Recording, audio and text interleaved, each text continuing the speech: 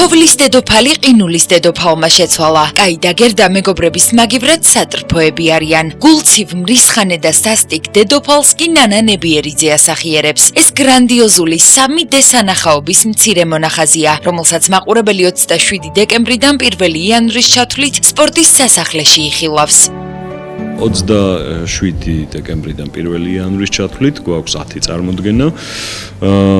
მე მინდა რომ მაინც ძალიან დიდი მადლობა გადავუხატო ყველას, ვინც მუშაობდა სპექტაკლზე. ვცდილობთ, რომ ემოციები ის რაც უნდა კონდეს ზოგადად ზღაპარს და ის რაც უნდა კონდეს ამ სანახაობას, რომ ხან გაგვეცინოს, ხან შევიბრალოთ, ხან ვიტიროთ, ხან თანაუგრძნოთ, აი ეს ემოციები მოვიდეს ზუსტად და თუ ეს შედგა და მოახერხეთ და თან თუ ჩავჯექით იმ ხატრობაში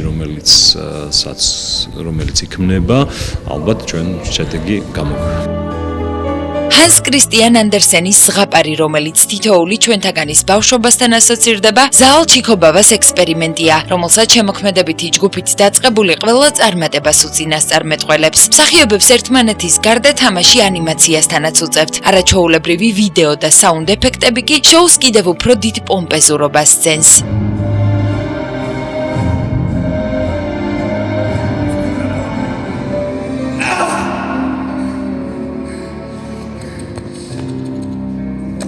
მე მგონი ეს ზღაპარი ყველას გვახსენებს ბავშვობას, თუმცა ეს ნამდვილად არის ცოტა შეცვლილი, ანუ ერთ-ერთი არ არის. ცოტა ტექსტებია შეცვლილი, ცოტა ინტერპრეტირებული ვერსიაა და რა თქმა უნდა არის დამატებული, როგორც ხედავთ, ისეთი ეფექტები, რომელიც არამც თუ ბავშვობაში დაგვაბრუნებს, არამედ აბსოლუტურად ახალ სამყაროს გვაჩვენებს და აი ისეთ სანახაობას ვპირდებით ნამდვილად ყველას. რა ვიცი, ჩემთვის წარმოუდგენელი იყო ეს ყველაფერი, სანამ საკუთარი თვალით არ ვნახე. ჩემი ლაპარაკი ზედმეტი იქნება. გახედე რა ხდება სცენაზე. ძალიან მაგარია. ძალიან მაგარია, ვინც მოვა და ნახავს სპექტაკლს, მიხვდება რომ მსგავსი არაფერი არ უნახავს. იმედი მაქვს, რომ აი ეს მეთოდიკა, ეს სპეციფიკა დაინერგება საქართველოში და აი წელიწადში 3-4 ესეთი სპექტაკლი იქნება.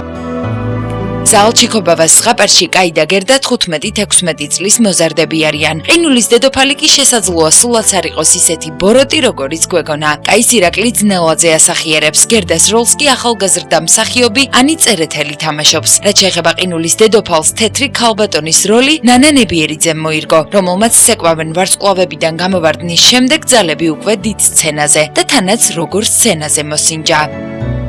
ეს არის პირველი ჩემი გამოსვლა, ასე ვთქვათ, სცენაზე. კი, როგორ არა ნერვიულობ, როგორც ყველა, იმიტომ რომ ძალიან დიდი პასუხისმგებლობა. მე ვხედავ და გავდივართ რეპეტიციას, ძალიან საინტერესოა და სიახლეა.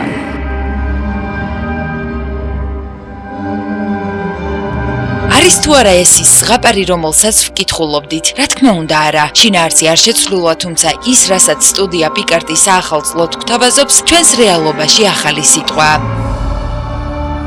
ემოციებს გამოიწვევს იგივეს ან ბავშვურ ემოციებს აღიძრავთ, მაგრამ რადიკალურად განსხვავებულია, იმიტომ რომ ეს არა მარტო ბავშვებს დიაგათვლი, არამედ მოზრდილებსაც და შესაბამისად, ანუ სხვადასხვა ემოციები, სხვადასხვა შეგრძნებები გაიღვიძებს მაყურებელში. მსგავსი სირთულე არ შემხვდა, რა თქმა უნდა, მაგრამ რთული, ყველაფერი რთულია თავიდან. იყო ძალიან საინტერესო და იმედია, კარგი სპექტაკლი გამოგვივა.